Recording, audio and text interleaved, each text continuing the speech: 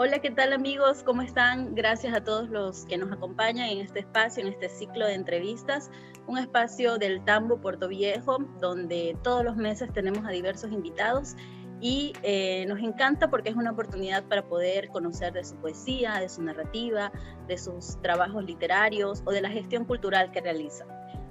Hoy día estoy muy contenta porque por fin nos vemos, a través de la virtualidad, pero nos volvemos a encontrar con María Luz Aluja, una amiga, una escritora desde hace muchos años que siempre ha colaborado con nosotros, siempre ha estado pendiente y ha asistido a las invitaciones que se han hecho desde Manta, desde esta provincia. María Luz, muchas gracias por aceptar estar con nosotros en este espacio de entrevista. Hola Yuli, querida, yo estoy también súper feliz porque además todo lo que ustedes hacen es siempre de calidad, es maravilloso, es hecho además con mucho cariño y con mucho interés. Entonces a mí me encanta estar aquí contigo conversando. Vamos entonces a compartir la biografía de María Luz para quienes no la conocen, para quienes no se han acercado a su trabajo literario, pues aquí les vamos a dar un poquito una reseña sobre lo que ella ha realizado en torno a la literatura. Ha publicado los poemarios Las Naranjas y el Mar, 1997, Llevo de la Luna un Rayo, 1999, Paisaje de Sal, 2004, La Pendiente Imposible, 2008, Detrás de la Brisa, 2013, Cristales Invisibles, Gangman, Colombia, 2014, Antología Personal. El Último Peldaño, 2015, y Por estas Voces, México, 2015. En novela ha publicado En caso de emergencia, No rompa el vidrio, 2017, y Maura, 2018. Su obra ha sido parcialmente traducida al inglés, portugués, italiano, francés, euskera y árabe. En 2017 recibió el premio a la creación literaria otorgado por la Academia Hispanoamericana de Buenas Letras. Obtuvo el premio Darío Guevara Mayorga en 2017 y 2019 en la categoría novela. Vamos entonces a iniciar, mi querida María Luz, un poco hablando sobre tu acercamiento quizás a este hermoso mundo de la literatura a través de la poesía. Cuéntanos un poco cómo fue ese inicio, desde qué edad recuerdas que ya estabas quizás haciendo este ejercicio de escribir, y si se fue dando naturalmente el tema de la poesía o quizás iniciaste contando una historia, contando un cuento. Cuéntanos un poco sobre eso. Muy interesante pregunta. La verdad es que inicié con poesía desde chiquita. O sea, yo el primer texto que me acuerdo haber escrito en mi vida fue poesía. Tenía unos 9, 10 años y me acuerdo que siempre admiraba mucho la naturaleza. Bueno, como para todo niño era fascinante, y la curiosidad y todo. Y un día en particular me acuerdo que me sorprendió la intensidad del color de unas flores que estaban en el jardín de mi abuela, y me puse a observar esas flores con mucha atención y las palabras me empezaron a llegar, y como siempre había escuchado poesía desde desde que tengo memoria, mejor dicho, e incluso antes, entonces resulta que sentí un deseo, un impulso de dejar que esas palabras que me venían sean algo hermoso, y quería hacer algo hermoso como esas flores, me acuerdo, y sentí la impotencia también de no poder, y decía, qué bestia, o sea, qué difícil tiene que ser, así como crear una flor, digo, el ser humano, y empecé a pensar, ¿no? Decía, si el ser humano hasta ahora no ha podido hacer una flor de verdad, siendo que tenemos tantas cosas, bueno, esas cosas que yo veía como niña, ¿no? Hay tantas imitaciones de flor, hay tantas cuadros, pinturas, cosas bellas, pero una flor tal cual, nadie ha podido, solo están en la naturaleza. Y entonces ahí me di cuenta de lo delicado que era trabajar con el lenguaje y lo difícil que era, porque decía, wow, es como querer hacer una flor de verdad y no poder. Y entonces desde ahí sentí aún más fascinación, pero me di cuenta de lo difícil que era también. Y ese descubrimiento me llevó a querer expresar siempre por escrito lo que fuese que me pareciera importante. sobre todo los sentimientos. Y también me daba cuenta de que como eran abstractos, era dificilísimo. Y claro, yo no sé si mi pensamiento abstracto estaba en sí desarrollado ya en ese momento, pero entendía la dificultad y la necesidad. Y entonces empecé a llevar un diario, empecé a tomar notas, a escribir cosas, a escribir cartas también. Las cartas me ayudaron mucho. Y así fue como empecé, ¿no? Y después, pues por supuesto, ya conforme iba creciendo en la escuela secundaria leí mucha poesía, me pasaba leyendo poemas y también escribiéndolos, y por eso pues cuando salió mi primer libro, yo ya tenía, bueno, ya había pasado los 25 años, que tenía, sí, por ahí 25, 26, y este ya fue un ejercicio ya de oficio, de perfeccionamiento, y me di cuenta de que para publicar hay que trabajar mucho, sí. Precisamente eso que mencionas de tener esta conciencia de que trabajar la palabra es una cuestión de responsabilidad, que demanda mucho tiempo, que demanda disciplina, que demanda lecturas también. En ese sentido, y bueno, hablando sobre el género de la poesía, que creo que es uno de los más complicados para trabajar, ¿crees un poco que ya todo está dicho, que todo está escrito? Bueno, en cuanto a los temas, quizás sí, todo está dicho, porque el ser humano sigue siendo humano desde las épocas clásicas, por eso me gusta mucho referirme siempre a la literatura clásica como algo universal, justamente, por eso es la literatura universal. Los grandes temas, la muerte, el amor, el dolor, la pérdida, la dicha, son temas que van a que nos conciernen y que van a seguir siendo pertinentes al ser humano toda la vida, ¿no? Pero creo, y eso es lo que hace que escribir sea interesante y sea creativo, es que uno puede proponer el tratamiento de los temas siempre de una manera distinta, y nadie va a hacer un aporte idéntico a otro, incluso aunque tuviesen una misma propuesta estética o una corriente estética similar, digamos que uno sea neobarroco y tenga ese tipo de propuesta, pero nunca va a escribir igual un poeta a otro. Es como el ADN, ¿no? El ADN del ser humano es, bueno, pues tiene sus características y todo, y aún así cada persona es diferente, incluso en sus rasgos. Ayer me decía mi hijo antes de acostarse justamente, ¿cómo hizo Dios para que, aunque todos los seres humanos y somos iguales, cada uno tenga su propia cara? Y a él le parecía casi imposible lograr tanta variedad de caras en una misma especie. Entonces yo le decía, es que esa es la maravilla de la individualidad. Qué difícil pregunta, además. Súper difícil, pero yo le decía, es lo mismo, le decía yo justo a él, que es muy artista, es el aporte que tú también das en el arte. En el arte mucha gente hace las mismas cosas aparentemente, pero nadie va a hacer un aporte idéntico al del otro, cada uno tiene su propia voz. Y entonces la propuesta es el ir no solo descubriendo una forma, bueno, ya particular de expresión y todo, que es lo más maravilloso, sino también el descubrir propuestas estéticas nuevas, reformular el lenguaje, revolucionar la forma de decir las cosas, y cada vez se vuelve un reto más difícil porque ya van pasando más siglos, más años, y claro, ha habido también ya revoluciones, ha habido las vanguardias, ha habido tantas cosas, pero las vanguardias ya tienen más de 100 años, ¿no?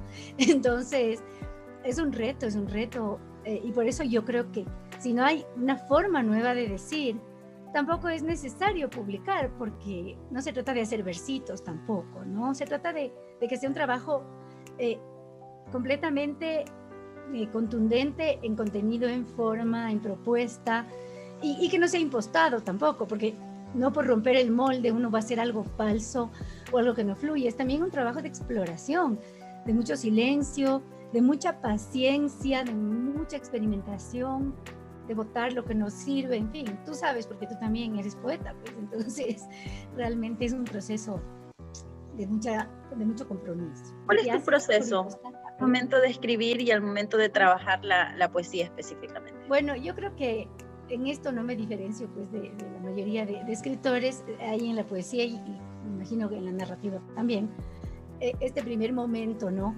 Que es como una descarga en el que uno simplemente escribe porque ya no puede aguantarse más, ¿no? Casi una necesidad biológica, es chistoso, ¿no? En que el cuerpo participa, la mente participa, el espíritu, en fin, el entorno, todo juega, ¿no? Ajá. Y en ese momento pues no hay filtros, porque si uno pone filtros en ese momento ya está bloqueando. Ya. Y después sí, definitivamente hay un regresar sobre el texto. En ocasiones muy raras, muy escasas, sí pasa que un poema puede quedar en su primera puesta. Ya, eso es muy raro que suceda, pero puede pasar, porque a veces llega con tal perfección y fuerza que es como que otra presencia estuviese haciéndolo, ¿no? Pero la mayoría de veces es el trabajo, ¿no? La carpintería, pero yo digo siempre que en mi caso ahí sucede la escritura, sucede en la revisión, porque ahí es cuando uno va descubriendo todo lo que no dijo, todo lo que está debajo, todo lo que está detrás, y es como ir haciendo la escultura, ¿no? Que le vas quitando lo que sobra y vas descubriendo, vas dejando que se revele, o también yo le hago una analogía con revelar fotos en un cuarto oscuro, ¿no? Yo hace años tomaba fotos con rollo y revelaba en el cuarto oscuro, y es ir revelando el poema, y ahí es cuando sucede la escritura para mí. ¿Te ha pasado también que te obsesionas con un texto que salió pero que no te convence y luego como que le das vuelta y le das vuelta y le das vuelta y quieres encontrar esa versión que te termine de convencer pero no lo logras? ¿Qué pasa con textos, con esos borradores? Bueno, es súper frustrante, ¿no? Muchas veces terminan en nada. Uno pensaba que iba a ser el gran poema, y le puso toda la fe y resulta que fue un aborto de ejercicio y ahí queda. Y es más, no sirve para nada, o una línea quedará para otro texto.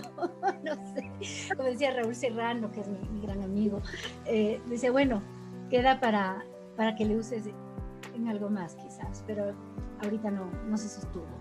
Pero a veces sí pasa que después de años de haberlo dejado, por fin ese día se abre la puerta y encuentras una salida y el texto te sorprende y entiendes por qué sentías que había ese algo más. Es impredecible, ¿no? Pero yo creo que a todo escritor le pasa, y en la narrativa también. Cuando he escrito mis novelas, a veces me quedaba en un párrafo y era tan desesperante ver que pasaban los días y no pasaba de ese párrafo, la semana y no pasaba de ese párrafo, y es una cosa tan angustiosa que uno llega en un momento dado a odiar la escritura también, ¿no? Es normal, como en toda relación, ¿no? Uno a veces ama y a veces odia alternativamente, o uno se enamora y se desenamora alternativamente de la misma persona. Y bueno, así es, ¿no? Sí. Bueno. Cuéntanos, María Luz, ¿cómo fue entonces este paso que diste de la poesía a la narrativa? ¿Cómo se dio? ¿Y cómo fue el proceso también? Porque son dos lenguajes diferentes, pero creo que siempre en la narrativa es muy grato como lector encontrar poesía, ¿no? Claro, sí, para mí fue muy difícil, de hecho, romper esto de ser poeta al momento de narrar. Entonces, para encontrar la voz y el tono, me costó muchísimo, porque decía justamente, es que esto está demasiado poetizado y yo quiero contar una historia que es muy distinto al ejercicio. Entonces, la verdad es que empecé a narrar porque me fue necesario. Es decir, si yo no hubiera sentido esa casi un impulso incontenible de narrar lo que quería contar, si hubiera sido un impulso de hacerlo poema, habría seguido en ese tema con poesía, pero resulta que las frases y todo lo que estaba ahí contenido y que quería sacar de mí empezó a llegarme como narrativa. Entonces pensé primero que no iba a poder, dije no, esto me va a ser imposible, pero el momento en que me senté a dejar que fluya, pues sí, salió narrativa. Y luego lo que hacía era tratar de contenerle a la poesía, ¿no? De hacer esa contención de la que habla Murakami, ¿no? Que dice que, claro, el narrador tiene que tener estos rasgos de poesía que le hacen bella a la narrativa, que le dan ese carácter único, pues, ¿no? Pero contenida, porque si no ya se vuelve demasiada floritura, demasiada cosa, y para mí ya se desvirtúa, ¿no? A mí me gusta mucho como poeta leer narrativa que contenga poesía ahí, pero si es excesiva la poesía, pues sí se siente no sé, no fluye, ¿no? Entonces es un reto y para mí fue muy, muy jodido. Me demoré en cada novela unos 6 meses solo en encontrar el tono. Y una vez encontrado el tono, sí, es como que ya la historia se cuenta sola. Pero después vienen las ediciones, las revisiones, ver si no se contradicen las cosas, seguir descubriendo los intersticios de la novela, lo que está debajo, lo que le sostiene y eso, y pues ya sabes, es lo mismo, ¿no? Cuesta muelas, pero creo que la poesía es más difícil, más difícil. Sí, sí. Sigue siendo más más complicada. Aunque te queda un poemita, ¿no? A veces un poemita de 2 párrafos que se lee y uno dice, ¡ay! O el público de pronto, ¿no? Dice, me golpeó, me diste una puñalada con esto, pero para poder lograr eso es un trabajo, ¿no? De lágrimas a veces, sí. Me encanta escribir sobre cosas, experiencias, ¿no? Bueno, así es todo escritor, claro, o sea, uno escribe de la vida, pues al final, no conocemos otra cosa. Entonces, y claro, obviamente, los diálogos que mantenemos con los libros que hemos leído, con las películas que hemos visto, las conversaciones con la gente, en fin, todos estos alimentos. Pero sí hay cosas que digo, a ver, esta experiencia tan heavy que quiero contar algún día o compartir con alguien algún día, de aquí me va a salir un cuento, sé que esto va a ser cuento.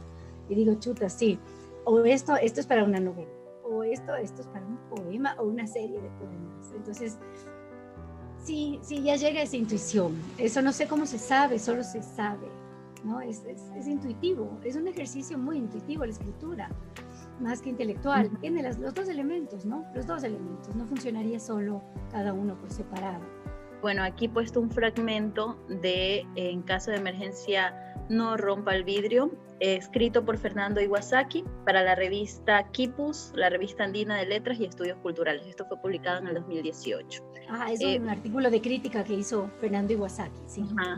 Voy a leer un poquito y luego nos vas a contar, María Luz, un poco cómo fue también el proceso de creación para esta novela. En caso de emergencia no rompa el vidrio es una novela juvenil que aborda un asunto adolescente desde una perspectiva más bien madura, pues la mirada de Bernarda se va galvanizando y endureciendo a medida que acumula ausencias y vacíos.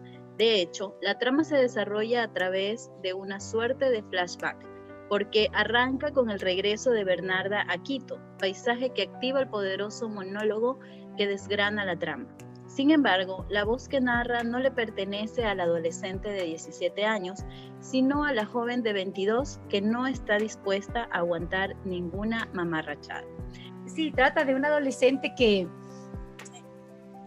piensa que algo le está pasando, cuando en realidad no le está pasando, pero no tiene las herramientas necesarias por su inmadurez, por su situación vital también, porque está en una condición de orfandad, también pues pierde a sus seres queridos conforme pasa el tiempo, y en un momento se ve sola, y en vez de tratar de hacer algo para enfrentar lo que le preocupa, empieza a irse por los bordes para quitarse de encima el miedo, y el miedo mismo se vuelve el juego psicológico que hace que esta novela sea a la vez divertida y a la vez en momentos muy triste, ¿no? Porque es toda esta cuestión interna en la que todo lo que está en la cabeza de la protagonista le arrastra a actuar de maneras estúpidas, absurdas, a cometer tonterías, y creo que bueno, eso le pasa mucho a la gente, ¿no? A cualquier edad incluso. Claro, en la edad adulta a veces si algo nos causa un pánico y perdemos el centro, podemos meternos en un espiral obsesivo de ideas que nos alucinan, nos sacan de la realidad y nos hacen ver las cosas incluso tergiversadas, ¿no? Y defendernos contra un enemigo que no existe, que está aquí adentro. Y entonces, y en la adolescencia eso es aún más fuerte. Entonces sí, lo hago en un registro que es muy juvenil, muy adolescente, pero a la vez, como dice Fernando Iwasaki, desde una madurez de la voz narrativa, que ya es este personaje adolescente cuando ya ha madurado y ha crecido y puede tener una posición más crítica y de reírse de esto, y también de en muchos momentos de darse cuenta de lo fuerte que fue la experiencia. Entonces por eso es que, claro, público adulto, mujeres ya de 50 años me han dicho que se sentían identificadas. Yo decía, no puede ser, qué chistoso, así como jóvenes, es decir, se convirtió en una cuestión que sobrepasa las edades y que puede darle en el clavo a cualquier persona, e incluso varones, hombres me han dicho, wow, sí, a mí también me impactó, porque si bien la protagonista es mujer, pues sí hay otros personajes hombres que van evolucionando en la novela, o algunos dicen me pasó algo parecido, o simplemente se sienten muy metidos en el personaje porque la voz narrativa tiene mucha fuerza, tiene una fuerza que no sé de dónde salió realmente, pero esa fuerza de la voz narrativa arrastra y lo contagia el estado del personaje, ese estado de mente obsesiva y de querer salir de eso, y de esperanza y también de desesperanza, en fin. Entonces es una novela muy, muy humana, ¿no? Bueno, como todas quizás. Como todas, sí. La condición humana no, el ser humano es algo de lo que no podemos escapar, ¿no? Aunque no sea lo mejor. Estamos atrapados. ¿Podemos conseguir esta novela, María Luz, todavía? ¿Dónde se puede conseguir? No sé, para quizás alguien que esté interesado en adquirirla. Bueno, sé que en librería Rayuela siempre la consiguen y siempre están pendientes porque la gente pregunta bastante, pero existen los puntos de venta de Editorial SM, que en cada ciudad creo que hay un punto de venta de ellos, entonces se puede buscar el teléfono siempre o sea, en la web está Editorial SM, o sea, SM, y se ven los teléfonos y creo que te pueden mandar a dejar o uno va y adquiere. Sí, es una pena que Editorial SM, y aprovecho aquí para quejarme, que no pone en las librerías así nomás, porque no sé, no les parece importante, prefieren vender a públicos cautivos ya directamente, es una cuestión de marketing. Y a mí me molesta mucho el marketing en la literatura, porque si bien se ha distribuido bastante, podría haber llegado mucho más. Y sí, a veces siento que una editorial puede abrirte la puerta, te publica, lo distribuye, pero si lo distribuye solo a quien le interesa la editorial, también de alguna manera te cierra, ¿no? Y esto lo he hablado mucho con los editores. Este sesgo de públicos, ¿no? Sí, que a mí me molesta muchísimo. Al libro y al autor. Uh-huh. Exacto, y es lo que hablábamos de la otra vez, ¿no? Que es justamente por esta tontería de querer hacer las distinciones de literatura para diferentes públicos, y me molesta enormemente porque es una cuestión de marketing de las editoriales que nada tiene que ver con la literatura. Exacto. Así que lo digo. Sí. Pero bueno, la gente ha encontrado la forma. ¿Perdón? Totalmente justa la molestia, digo. Sí, pero el público ha encontrado maneras de comprar la novela, y eso ha sido también lindo, han encontrado formas llamando a la editorial, oyendo pedir en las librerías, hasta que la librería realmente llama a la editorial a decir, vea, ya sé que usted no deja en librerías, pero me están pidiendo, entonces mándeme 30 libros porque ya están vendidos prácticamente. Entonces eso ha sido bonito, y eso ha sido una exigencia del público, y eso me ha gustado, porque no necesariamente uno espera eso cuando publica. Uno a veces solo dice, máximo aspiro a publicar mi libro, y ya, nada más. Entonces ya saber que llegue al público y a la gente le guste es ya una cosa adicional, ¿no? Que debería ser lo que pase normalmente, pero en nuestro mercado del libro es muy difícil. Estamos todavía años luz de que eso suceda, creo. Sinceramente, que se abra un poco el espectro y que se piense desde otros lugares, ¿no? Así es. Creo que esta es mi libro favorito, para serte sincera, lo leí. Ay, qué lindo. Me encantó. Ay, qué bueno. Maura. Además que me encanta el nombre también. No sé, también quería preguntarte más adelante sobre eso. ¿De dónde sale el nombre Maura? Si existe, si es alguien real o es alguien ficticio, pero me parece que es un nombre bastante fuerte, ¿no? Yo siempre como que me fijo en los nombres de las personas y de los personajes también, porque como que te dicen mucho también, ¿no? Es parte de la personalidad, y es parte de todo este ambiente que sucede en la novela. Uh-huh. Aquí tenemos un parrafito de también Eduardo Varas de Primicias, que escribió sobre esta novela en una entrevista que le hizo a María Luz. Dice, Maura es una novela particular, la etiqueta que maneja es la de literatura juvenil, y claro, es para jóvenes, pero va más allá, porque su autora María Luz Albuja decidió contar una historia densa, una niña prisionera por su propio padre, como consecuencia de una tragedia, en un entorno plagado de humor y de acciones absurdas. Sí, como si en medio del caos y de lo horroroso se pudiera contar algo bueno o cierta esperanza. Cuéntame sobre esta novela. Estuve también escuchando la entrevista y bueno, no sabía, pero ya te escuché un poco sobre de dónde vino y cómo se comenzó a realizar. Cuéntanos para nuestro público un poco ese proceso de esta novela tan bonita. Sí, bueno, la verdad es que sí, primero respondiendo a lo del nombre, ¿no? Maura simplemente quiso llamarse así. Los nombres yo no los pienso, sino que conforme voy escribiendo me van llegando. Es como que el personaje escoge. Y en esa novela, justamente en Maura, todos los personajes tienen nombres muy raros y muy, de alguna manera, son una burla. Cada nombre es para burlarse del personaje a la vez, ¿no? Para reírse, no sé si burlarse, para reírse de los roles que cada personaje juega y que rompe por momentos, porque se llegan a romper esos roles y a transformar.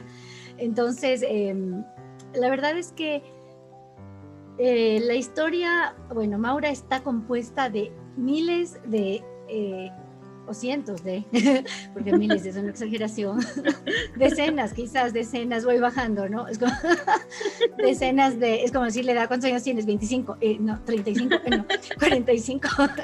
Bueno, las imágenes, perdón, los sucesos que se van dando como para darle a la novela, claro, sus peripecias, por así decirlo, son todas de la vida familiar que he compartido con mis hijos, con mis hermanos, con mi padre, con mi madre, con la familia.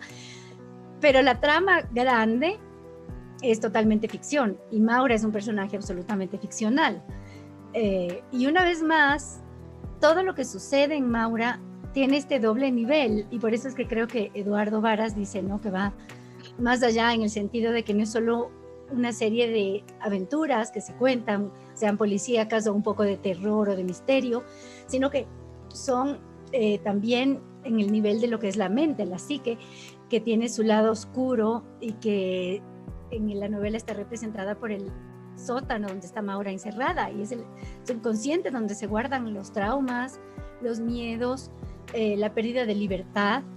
Y claro, bien Maura podría ser simplemente una chica de 12 años que vive en un mundo perfecto y que simplemente un día despierta y se da cuenta de que eso es una prisión, pero también existe la parte superficial de la novela, como en la vida, los acontecimientos que nos van sucediendo, pero eso no es pues la vida, eso es la parte superficial de la vida, en la que sí, Maura es literalmente encerrada en un sótano porque presencia la tragedia. Asimismo, no voy a contar porque tengo la esperanza de que alguien después de oír esto diga, yo voy a leer, ¿no?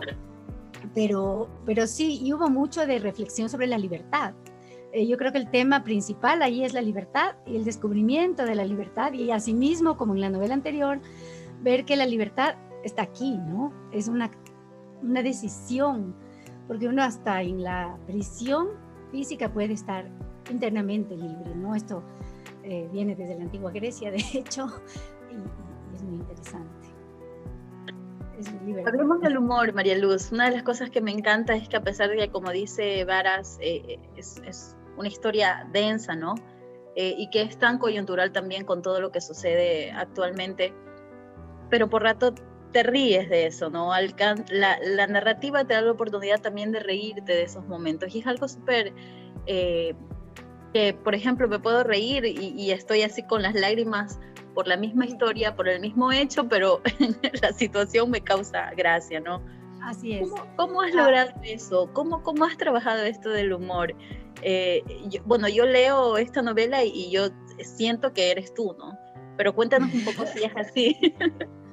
Sí, por supuesto, ¿no? En ambas novelas soy yo, es chistosísimo, porque si bien son personajes completamente ficticios, la gente que las lee dice, los que me conocen, obviamente los que no me conocen no tienen que saber que soy yo, pero lo del humor, justamente, sí, nace de mi propio recurso de supervivencia, que ha sido el poder reírme de las cosas que me pasan. No es que no las sufra, yo lloro mucho también, y me cabreo fuertemente y puteo con ganas cuando tengo que hacerlo, pero siempre llega el momento en el que también decido darle otra narrativa a lo mismo. Entonces, los mismos hechos pueden tener la narrativa dolorosa, fatalista, triste, deprimente, desesperanzada, y esos mismos hechos pueden tener una narrativa de esperanza, de humor y de saber que esto también pasará, pues como dice el antiguo proverbio chino, ¿no? Esto también pasará, lo bueno y lo malo, porque no solo lo bueno se acaba, lo malo también. Entonces, ese recurso, ya digo, de supervivencia que he aplicado en mi vida siempre para mantener de alguna manera una especie de sanidad mental que a veces a uno le falta, pues porque es fácil en esta vida perder la cabeza a veces. Utilizar la literatura, y claro, en la literatura el recurso es este que tú viste en Maura, no sabría cómo decirle, porque no sé si es humor, es tragicomedia, quizás no sé qué pueda ser, como la vida, sí. Y me reí mucho escribiendo, me reí mucho, y había momentos en que en cambio sentía esta oscuridad y esta sensación, ¿no? Sí, sí. ¡Qué heavy! Sí. Decirles que esta novela ganó el premio Darío Guevara Mayorga que otorga el municipio de Quito a la mejor producción de literatura infantil. ¿Y dónde podemos conseguir también esta novela? Bueno, como también está con Editorial SM, es la misma historia, ¿no? Pero bueno, o sea, Editorial SM, bueno, en Quito, Librería Rayuela, y en otras ciudades yo creo que también insistir a la librería y decir, bueno, consígame el libro. Las librerías, cuando realmente quieren colocar un libro, llaman, ¿no? A las editoriales y consiguen el libro. Bueno, yo también digo, a ver, libreros, acoliten a libreros, a los autores y a los lectores, pues. Porque si un lector quiere algo, ¿por qué no conseguírselo? Esa es otra cosa que yo digo, ¿no? Si la editorial está en el Ecuador y tampoco es que se va a tardar tanto. O sea, sí hay maneras, ¿no? O sea, a veces también es falta de motivación, ¿no? En toda la cadena alimenticia, por así decirlo.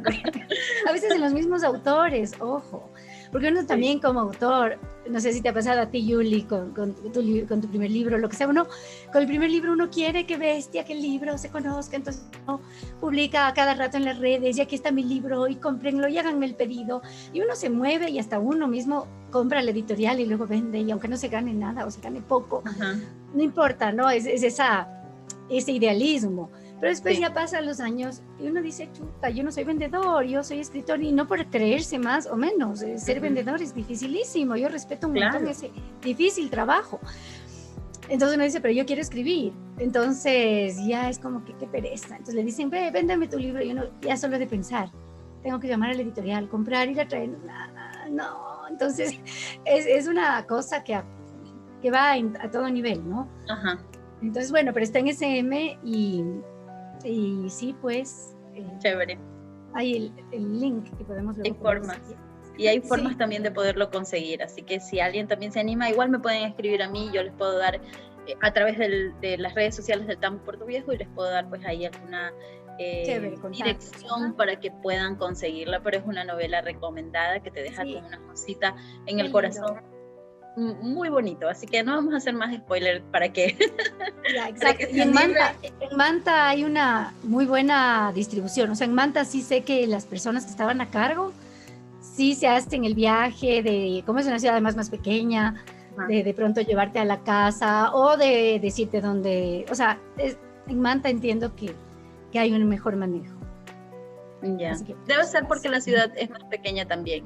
Sí, exacto. Distancias es más accesible. Muy bien. Ahora vamos a pasar, María Luz, un poco a que nos cuentes sobre qué estás haciendo ahora, en qué estás trabajando, por dónde andas en el mundo de la escritura, de la creación, o si estás en pausa. Cuéntanos un poco qué haces ahora. Ya, bueno, estoy terminando, me da risa y hasta ya me da vergüenza decir, pero ¿te acuerdas que hace años te dije, estoy terminando un poemario y te voy a mandar? Y nunca te mandé. Bueno, la cosa es que este poemario es el que más trabajo me ha costado en la vida, y creo que es porque ha sido un cambio justamente de propuesta.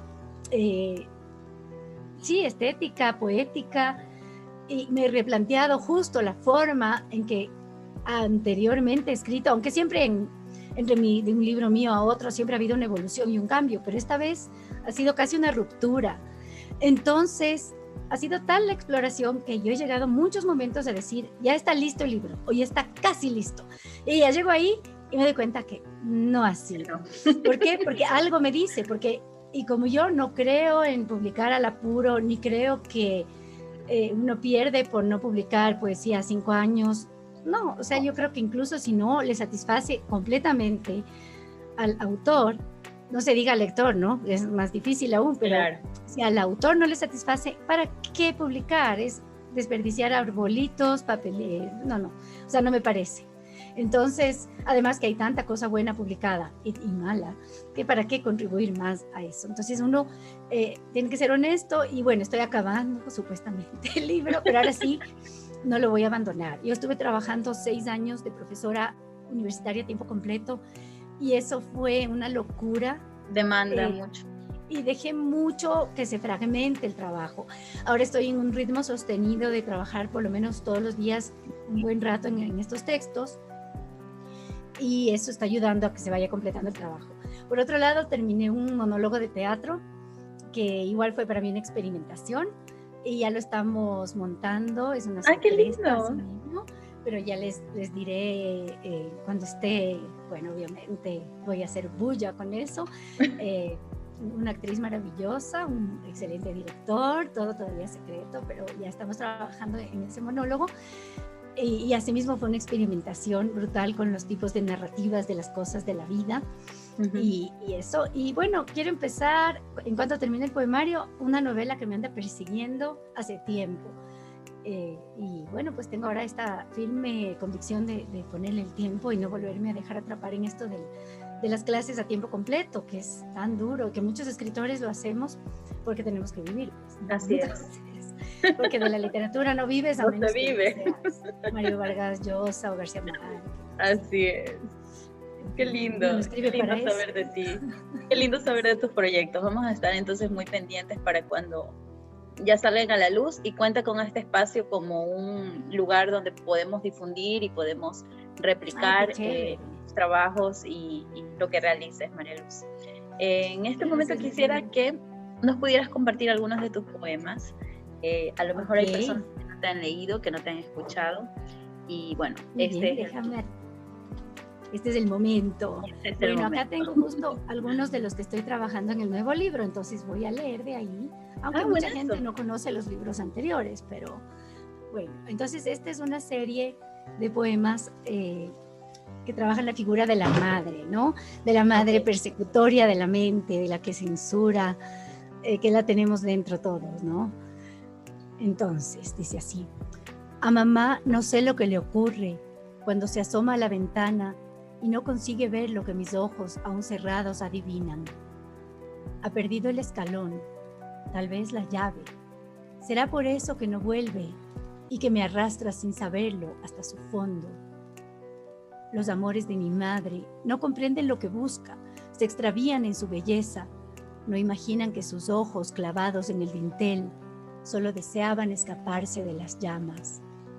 Los que se atreven a pasar a veces llegan hasta mí. Con manos grandes me descifran, mientras mi madre, al otro lado, no se entera. Ahora voy a leer otro de esta misma serie. Mamá un día preparó lengua acaramelada. Nunca pensó que al esparcirse la panela se regarían los deseos por las venas del jardín, tan lleno entonces de dolor y bichos muertos. Un vapor súbito de sangre y de melaza nubló su vista y agitó la ubre enterrada del placer. Jamás creí que iba a dejarme en este miedo pegajoso, la lengua fría, costra pura de la muerte, tan llena ahora de dolor e insectos vivos. A ver, vamos. Tú me dices cuando pare, ¿no? Porque de pronto ya me emociono. Este se llama Tierra. Sigue nomás. El cigarro. Y es lindo porque con Mario Rodríguez del colectivo Otra Orilla, Sí. hicimos un video poema con este texto, entonces en algún momento también lo sacaré a la luz.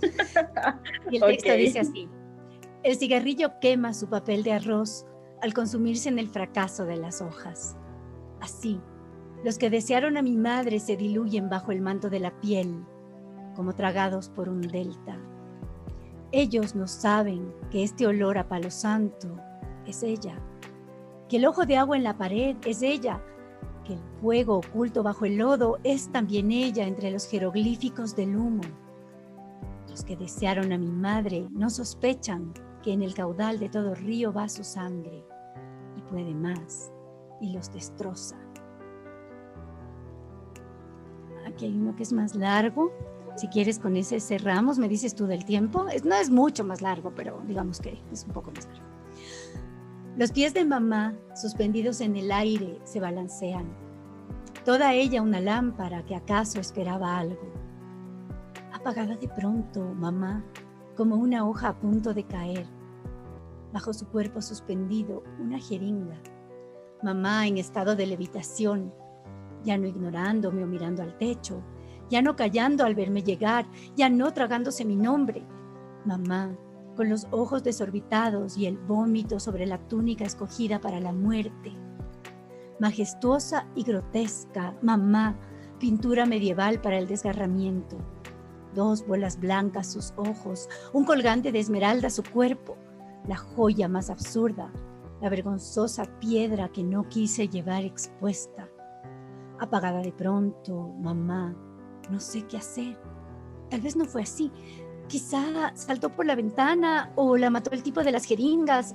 Tal vez cayó del cielo donde solía refugiarse y quedó presa en esta cuerda que ahora la mece despacio al antojo de la brisa. Mamá junto a una ventana por donde ruge el mar, acompañada por el romper de las olas, teñida de pronto por el crepúsculo. Sus ojos 2 bolas de luz. Yo, el peso muerto que la arrastró al fondo del agua. Tal vez se ahogó, tal vez yo atada a su cuello, a su pie. Beso ahora la frente apagada en un lecho. Aprieto la bomba de la morfina y fabulo para ella una muerte hermosa, como si en la belleza estuviera la libertad. Entonces, gracias, María Luz. Ay, qué fuerte. Muchas gracias por compartir con nosotros estos textos. Nos da un guiño de por dónde va este nuevo libro y te felicito por tu trabajo. Ay, gracias, mi Yuri, qué linda eres. Y sabes que va ligado al monólogo mucho, ¿no? Estos salieron del monólogo de teatro, entonces son los que no entraron, aunque el monólogo no es poesía el monólogo, pero había mucha poesía y salió el poemario, esta parte del poemario. Pero te agradezco por el espacio, por haberme dado este espacio tan bonito. Me siento súper feliz, honrada, contenta estoy. Me alegraste el día. Totalmente. Muchas gracias. Para nosotros es lindo siempre poder tener estos espacios, ¿no?, de diálogo y sobre todo que los usuarios o nuestros seguidores, el público, nuestros amigos puedan conocer lo que se realiza también a nivel nacional. Es súper lindo. Vamos a despedir entonces esta sesión de ciclo de entrevistas, María Luz, con algo que hacemos ya tradicionalmente con todos nuestros invitados, y es que nos puedan recomendar un libro para la audiencia, el libro que tú prefieras, el que tú creas que puede funcionar o que puede incentivar a alguien a sumergirse en el mundo de la lectura. Uh-huh. De poesía, de narrativa, de lo que sea. Sí, lo que quieras. Ajá. Bueno, a ver, yo recomiendo, Mandíbula de Mónica Ojeda, que ya lo he haber leído muchos, pero me parece muy bien logrado. A mí me gustó mucho, más me gustó Nefando, pero puedo decir que me gusta mucho Mandíbula. Y también me recomiendo el libro de María Auxiliadora Valladares, un nuevo poemario de Caballo y Arveja, que está bello, ¿no? Que busca esto de hablar como un perro, de ser como una perra, de hablar. Es una cosa muy bonita, un descubrimiento muy lindo de voz. Qué lindo. Y bueno, pues lo recomiendo también. Y pueden ser muchos más, pero son los que ahorita se me vinieron a la mente. Gracias. También Todavía no tenemos... el libro de Santiago Vizcaíno también lo recomiendo mucho, Taco Bajo, está buenísimo. Sí. Bueno, ahí tenemos 3 recomendaciones de autores ecuatorianos que se pueden buscar, se pueden conseguir y bueno, compartir la lectura también. Llegamos al final de este programa. Muchas gracias, María Luz, por darnos tu tiempo, por compartirnos tus trabajos, un ejercicio que es muy íntimo. Valoramos mucho el hecho de que se pueda compartir y de que podamos nosotros escucharte. Muchas gracias, María Luz. Y me encanta verte, siempre me gusta verte, así que esperemos que pronto en persona. Sí, esperemos que sí. Un beso. Chao. Gracias. Chao.